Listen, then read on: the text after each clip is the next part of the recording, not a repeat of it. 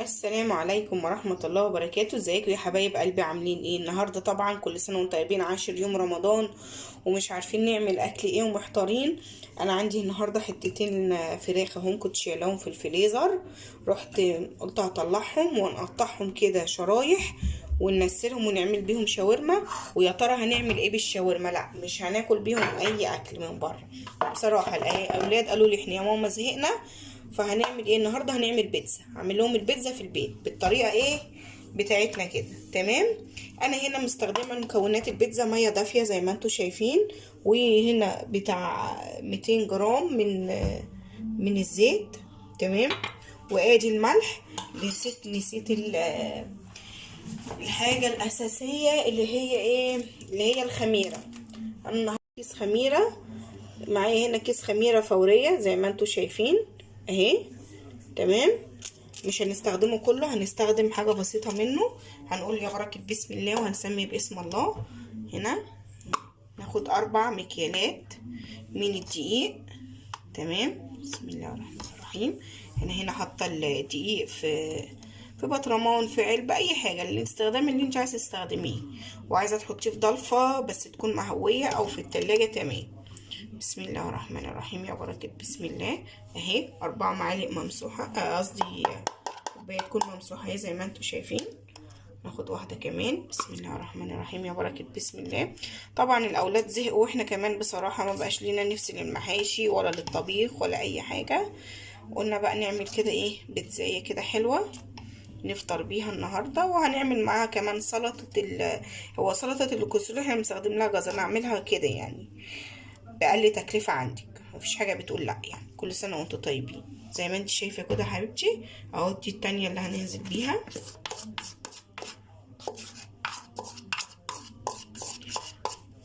بسم الله الرحمن الرحيم. يا رب بسم الله. طبعا انا حاطاه في العلبة هنا ونخلاه وحطاه عشان يا دوبك استخدم منه في رمضان. دي من حاجات تجهيزات رمضان للي ما اول مرة يتابعني واول مرة يشوفني يخش على مطبخ خلطبيطة بالصلصة معصومة، يشوف التجهيزات ويشوف حاجات ان شاء الله تفيدكم باذن الله، سواء في رمضان او غير رمضان باذن الله. زي ما انت شايفه هو كده يا حبيبه قلبي. بسم الله الرحمن الرحيم. يا بركه بسم الله. دي بوزو زي ما انتم شايفين. هنزل هنا بالملح، ذره ملح. بسم الله الرحمن الرحيم. هقلبها كده. وفتحت كيس الخميره، مش هاخده كله، هاخد بتاع نص معلقه كده زي ما انتم شايفين. تمام. وذره السكر، وزي ما انتم شايفين برضو حطينا اهو السكر. تمام. هقلب كل المواد الجافه كده مع بعض، وهنزل بالزيت علشان خاطر احنا لو ما عندناش معياريه هننزل ب3 معالق. ادي كده معلقه، ادي كده 2. بسم الله الرحمن الرحيم. 3. تمام. 4. شيلنا الباقي. هنقلب كده. بسم الله الرحمن الرحيم. يا بركة بسم الله. الطريقة دي هتعجبكم بإذن الله، طريقة عجن البيتزا دي، لأن أنا دايما بعمل عجينة البيتزا كله بصراحة بيقولي جميلة جدا. ما بنستخدم لهاش أي حاجات تانية، مفيش أي افتكاسات تاني، ولا زبادي ولا لبن ولا الكلام ده اللي هي بتطلع هشة. انتي أهم حاجة تبقى الملمس العجينة في إيدك طري جدا. هعجنها بقى معاكم كده. تمام. نسمي كده باسم الله الرحيم. وبركة بسم الله. ننزل كده بالمية شوية بشوية.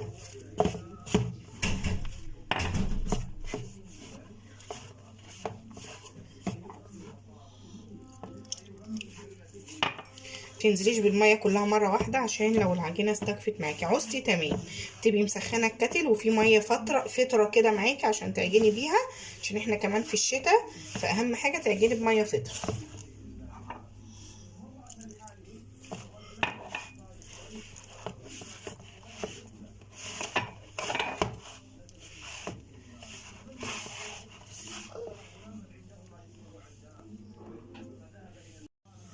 هنزل اهو، خدت شويه ميه اهو زي ما انتم شايفين.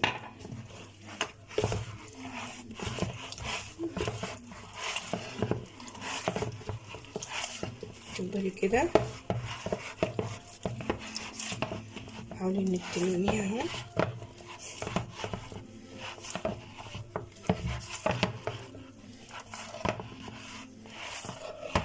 تعجني فيها لحد ما تطرى معاكي.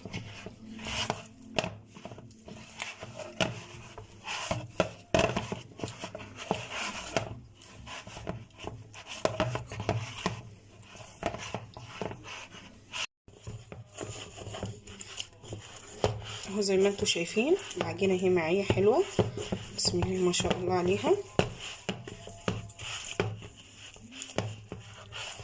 تبقى معاكي كده ملمسها طري، تمام، تبقى معاكي طريه كده. اظن انا نزلتها بتاع مرتين ولا 3 كده على القناه، زي ما انت شايفه اهي، ما بتلزقش، طريه اهي معاكي، ملمسها طري اهو، تمام. هنغطي عليها ونسيبها بقى لما تخمر، تمام. هنحط كيس وبعدين نحط ايه الفوطه زي ما انتوا شايفين. انا هنا اهي بقطعه اهو بالمقص عشان يتقطع معايا شرايح، وممكن تضربيه في الكبه بس عشان يبقى فيها لحم يعني، زي ما انتوا شايفين اهو. خلصت الكميه، ومش هحط بصل ولا اي حاجه، لا انا هشوحه كده بحته ايه سمنه بلدي كده. هوريكم هنعملها ازاي اهو. احنا كده كده بنعمل ايه بنلبسهم شربات يعني، حتتين مركونين عندك في التلاجة، مش هنقول لهم لا، مش هنقول لها لا مش هنعمل اكل، هنعمل ونعمل بيهم بيتزا كمان، اللي ما فيش حد بيختلف عليها والاطفال كلها بتحبها. زي ما انتوا شايفين اهو، قطعت الكميه كلها.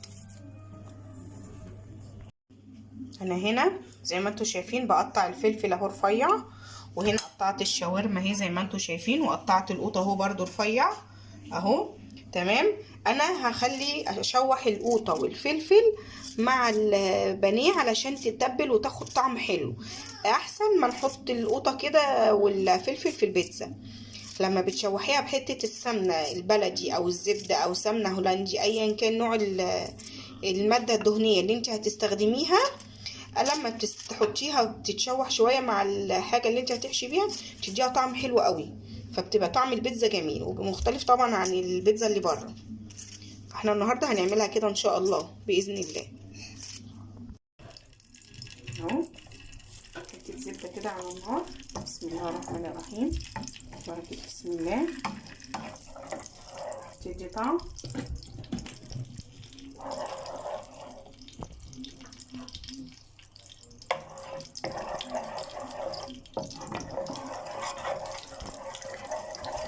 نازل شاورما،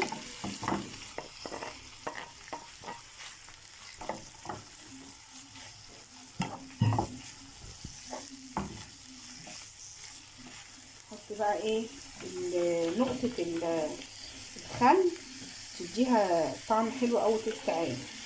انا ما حطيتش الا نقطة يعني، حاجة بسيطة كده.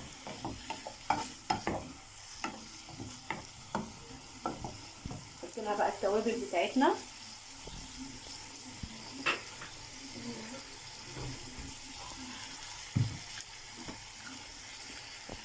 حط لها معلقه بابريكا كده، معلش بقى يا جماعه تأثير الصيام فيها طعم حلو. وشعرة فلفل اسود،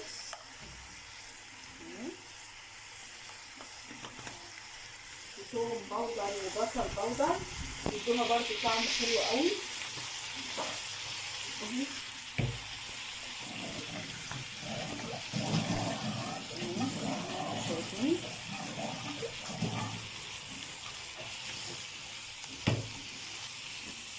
بصل بودر اهو معلقه برضو، نقلبها كده ريحتها تحفه. طبعا شعرة ملح،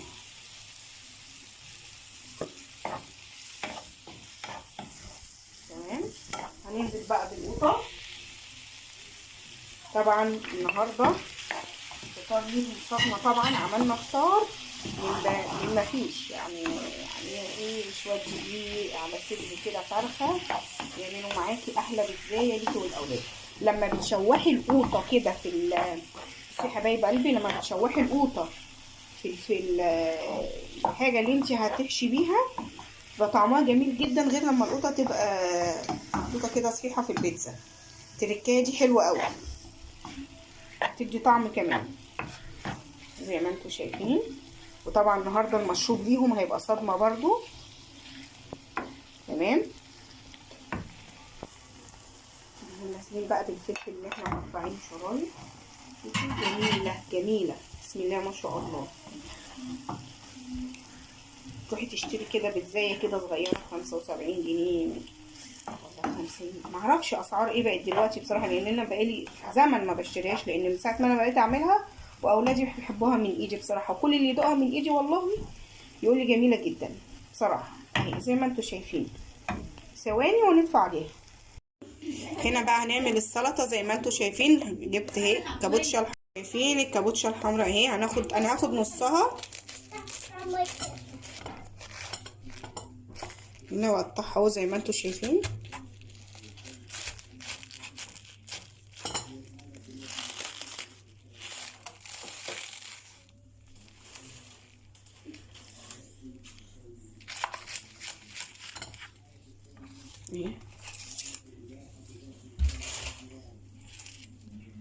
عشان نعمل منها كتير، لان احنا اصلا الواحد تحس ان هو ما بياكلش على الفطار. تمام اهي نستخدم دول. تمام. معايا هنا علبه زبادي، ومعايا هنا 3-4 معالق مايونيز، واجي البوله اللي هنشتغل فيها. تمام. هنسمي باسم الله ونشتغل كده البوله. وممكن تقطعي بقى بالسكينه او تستخدمي المقص زي ما انا ما بستخدم كده. هو المفروض تستخدمي لها جزر، بس انا مش يعني، انا ولادي بنحبها كده من غير جزر، تبقى جميله برضو. والمقص معايا بيسعب بصراحه.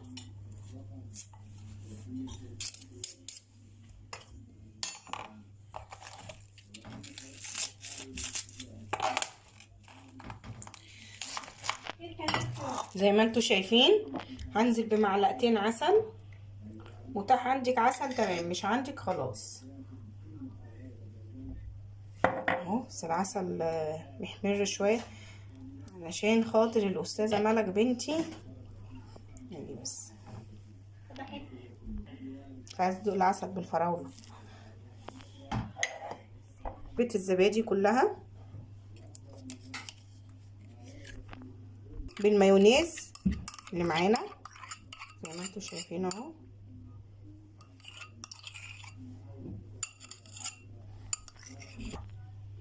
ونحط كده نص كوبايه لبن تديها طعم حلو.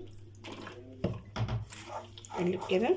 بسم الله الرحمن الرحيم وبركاته. بسم الله. وزي ما انتوا شايفين ده شكلها معايا اهو، بسم الله ما شاء الله عليها.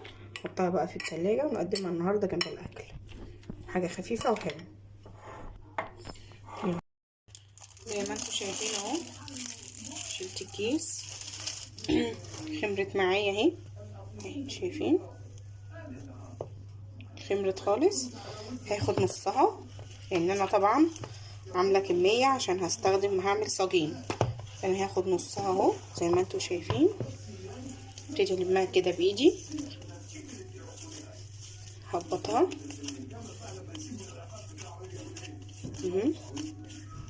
اهي. نسيب النص التاني بس نغطي عليه عشان ما تنشفش. تعالي. طبعا انا هنا جبت الصاج ودهنته ماده دهنيه اللي هو الزيت. تمام. هبتدي بقى افرشها كده، افردها كده بايدي كده، تاخد وقت معايا مش مشكله.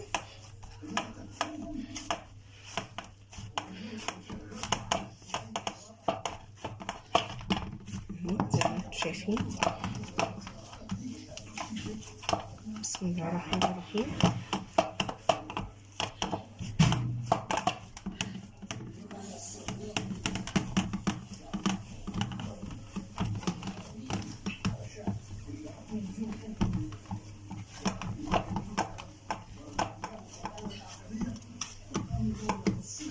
طبعا ممكن افردها بالسبونش، بس انا بالبتاع. بس احنا ايه بصراحه اسرع حاجه كده بايدينا بصراحه يعني.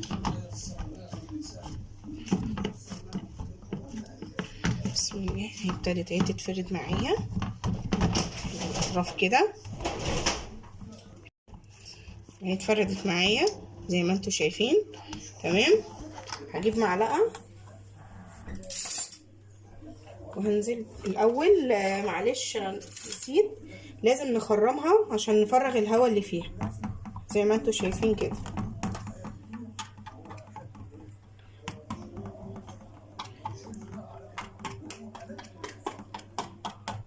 تمام. هعمل بقى الصاج التاني واسيبها تهدى 10 دقايق وبعدين ارجع اتعامل فيها تاني. عندك صلصة، عندك كاتشب، الحاجة اللي انت بتستخدميها. تمام. تمام. يعني ايه اللي في البيت موجودة، يعني جودة بالموجودة.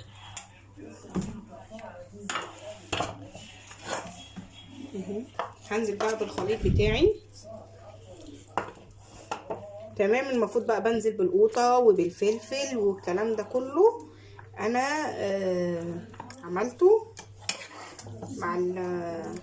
مع الفراخ. تمام.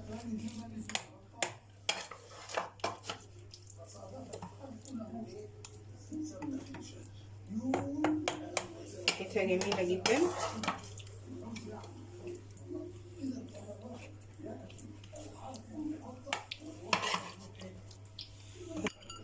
زي ما انتوا شايفين. انا بقى هنا الحركة دي حلوة قوي، البضاية دي بتديها طعم حلو قوي. تمام. هنزل بيها كده.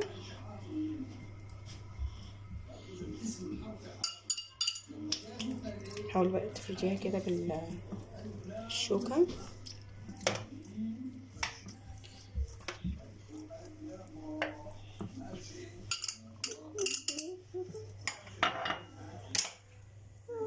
ننزل بالجبنة الموتزاريلا.